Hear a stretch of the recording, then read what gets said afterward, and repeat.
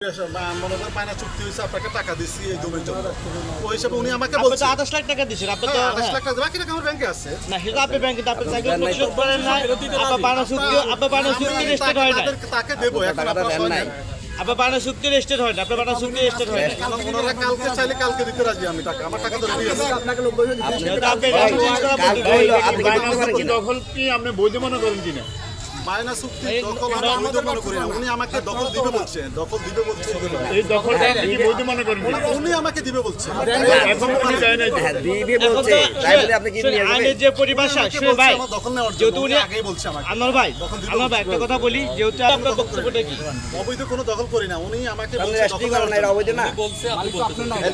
ওদের অভিযোগ হচ্ছে আপনি আজকে 200 লোকজন বহিরাগত লোকজন নিয়ে আইসা তার বাড়ি এবার ভাঙচুর করে দখল করছেন। ওনাকে বলেন কালকে আমাদেরকে রেস্টুরেন্ট দিতে, আমরা কালকে টাকা দিয়ে দিই ওনারে। উনি যখন চুক্তি না উনি যখন আপনার সাথে চুক্তি করবেন উনি বলছে যে এই টাকা এবং টাকা সব ফেরত দিবে। অনেকে ছিল, নাম বলেন। না মানে আস্তে আস্তে মানে আপনারা রায়হান ছিল, রাফি ছিল, এনামুল ছিল, আর জাভেদ ছিল, আর ইয়ে ছিল, আর কয়েকজন ছিল, অনেকে মানে ছিল। ওরা আপনাকে হেল্প করছে, ওরা মনে করে জিনিসটা রাইট, এটা দেখছে, দেখি যে ন্যায় কাজের জন্য আমরা একটা কিছু করতে চাই। ওরা কি ওরা আমার সাথে অলরেডি প্রথমত ন্যায় কি নাই জিনিসটা বুঝতে তারা আমার সাথে সবাই সোশ্যাল ইসলাম ব্যাংকে যায়। মানে আপনি কি ওদের কাছে গেছিলেন? হ্যাঁ, আমি ওদেরকে জানাইছি, তো ওরা বলতেছে এই বিষয়টা যদি ন্যায় হয় আমরা দেখতো। ন্যায় হইতে হলে কি ব্যাংকে কি সঠিক দিতে চায় কিনা আপনাকে, ওনারা ব্যাংকে অলরেডি গেছে, আমার কথা শুনে আমার কাছে ভিডিও আছে, আপনাদের দেখাই। ওনারা আমার সাথে ব্যাংকে যায়, ব্যাংকে যাইলে ব্যাংকে জিজ্ঞেস করে যে সহযোগিতা নিয়ে আপনি এখানে আজকে ঢুকছেন আর কি, তাই তো? আজকে আমার না সমন্বয়কে আপনি কিন্তু প্রথমেই বলছেন যে সমন্বয়কে সহযোগিতা, এটা বলি নাই, আপনি ভুল বলতেছেন।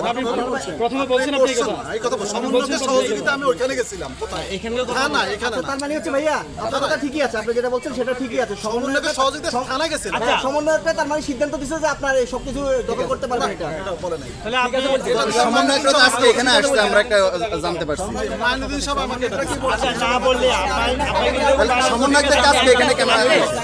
সাগর উনি আপনাকে রেস্ট্রিক্ট করে দেন না, আপনি তাহলে কিভাবে এখানে যাচ্ছে না, যেহেতু ব্যাংকের নামে সম্পত্তি তাহলে আপনার বানা চুক্তিও বৈধ না, যদি বাচ্চা রেস্ট্রিক্ট করে না যায় আপনার বানা চুক্তি বৈধ না, যদি বানা চুক্তি আপনার বৈধ না হয় তাহলে আপনি কিভাবে আরেকজনের বাসায় কিভাবে দখল মানে অনুপ্রবেশ করতে পারেন?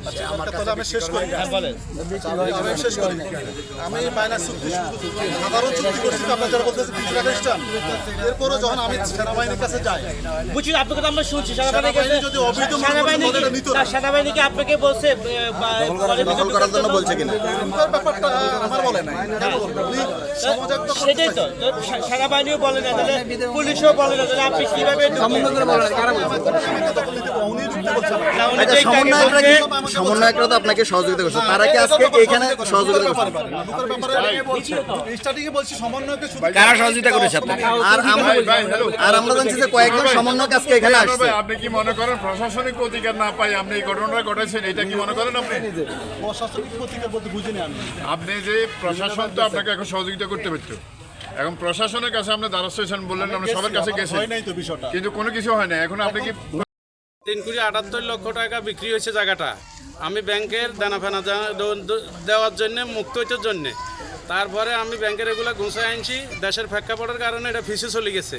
এরপরে এরে ডাকি বললাম, ভাই তোমার টাকাটা তুমি নিয়ে যাও, ব্যাংকের প্রফিট সহ টাকা দিয়ে দিমু। এই টাকা না নিয়ে বিভিন্নভাবে আমার হয়রানি করছে, বিভিন্ন জায়গাতে গেছে। এরপরে আজকে ধরেন 1-150 লোক নিয়ে সন্ত্রাসী নিয়ে আমার জায়গা দখল করছে, আমার ঘরে ঢুকে গেছে, আমার 500 কোটি টাকার মাল লুট করে নিয়ে গেছে। গত পরশুদিন আমার ঘর ডাকাতি করছে গেঞ্জিয়াড়া রোড টিন কাটায়, এই সন্ত্রাসী দিয়ে আমার এখান থেকে 2-2.5 কোটি টাকার মাল নিয়ে গেছে। আচ্ছা এই টাকগুলো আপনার না, এই টাকগুলো আমার না, বিভিন্ন জায়গা থেকে টাক নিয়ে আসে, টাকা নিয়ে জবরদখল করছে, মারপিট করছে, আমার সব মালামাল নিয়ে গেছে, গাড়িতে নিয়ে গেছে, গাড়ি আনি আবার এখানে রাখছে, না আপনার সাথে তো এক মাস, যার জন্য টাকাটা ফেরত দিতে চাইছে। যিনি বানা চুক্তি করছে তিনি তো রাইট আছে, তার সাথে এক মাসের বানা চুক্তি করে সে টাকা দিতে চাচ্ছিল, আপনি কেন রেস্ট্রি দেন না? আর আমি আপনারা বলি, আপনি আবার তো আমার রিপ্লাই করেন, আমার যে কাজের লাইফ আমি জায়গাটা বিক্রি করতেছি, আমার ওই কাজ হয় না, যার জন্য ওনার বানাটা, ওনার 28 লক্ষ টাকার ব্যাংকে সুদ যাইয়ে ওই টাকা সহ আমি ফেরত দিতে রাজি আছিলাম, বা ওনারে আমি লিগেল নোটিশও করাইছি, এটাই কথা। চাইছি আমার জায়গা মুক্ত করে দে, আর হইলো এর 28 লক্ষ টাকা এটা ফেরত দিয়ে দিব। আপনি এটা দিয়ে মর্গেজ দিয়ে কত টাকা দিয়ে কিনেছিলেন? এটা আমার টাকা অনেকে আছে, এটা খালি এটা না, আরো মর্গেজ আছে এটার লগে জড়িত। আপনি এটাই হিসাব করেন, অন্যদিকে না যায়। আপনি সন্ত্রাসী কাগজ চিনতে পারছেন না কারা? অনেকের সেনছি স্যার, ওটা অনেকের সন্ত্রাসীদের সেনছি। এখানে স্থানীয় আছে, ওর এলাকাতন আনছে, বাবনিতন, দালাবাজাতন, বিভিন্ন জায়গা থেকে হাজারো লোকজন আনছে। তারা এখন বিল্ডিং এ আছে। এরা বলবো আপনাদেরকে বলবো, এখন প্র্যাকটিক্যাল সমস্যা আছে, এরা কাছে তারে দিয়ে আছে, এখন কাছে তারে দিয়ে আছে এখানে। এরা কাছে তারে দিয়ে একজন চলে গেছে, আপনাদের এখানে কথা বলে চলে গেছে, আস্তে নামাজের কথা কয়ে চলে গেছে। মূল নায়ক হয়েছে এরে, আরেকজন আছে। স্থানীয় এলাকা আপনার কোনো সমস্যা কি?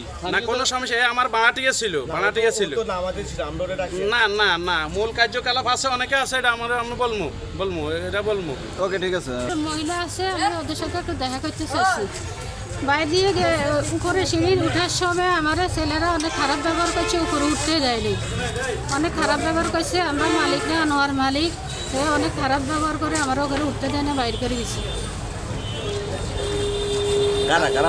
ওই যে আনোয়ারের আনোয়ারের লোকজন আর অনেকে চিনে না, এখানে স্থানীয় লোক, এটা আমি বলবো।